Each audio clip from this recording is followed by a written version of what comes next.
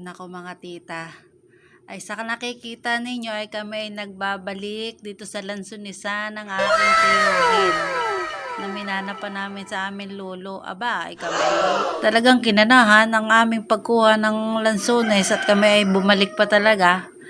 Ay aming binalikan yung pong mga tira-tira, mga hinog. Ay sabi ko sa tiyo ko ay, aba congressman ay kay mga kiyat.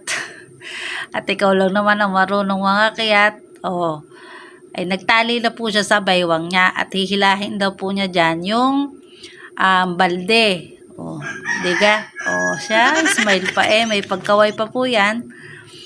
Diyan sa taas. Oh, at tuwan-tuwa nga po at kami nga ay nagbalik daw. Ay di siya may bisita na naman po dito sa kanyang mansyon. Oh, nakikita ninyo, oh. Ina nga talagang kumaway pa nga po ang aking tiyuhin. Ay, pagbabayralin ko daw ito. Dapat daw ito ay mag-viral.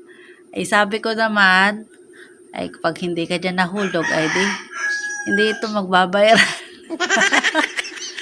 Ay kailangan sabi ko muna ay kayo magpating hulog. O ayan, naghagis na nga po ng lansones.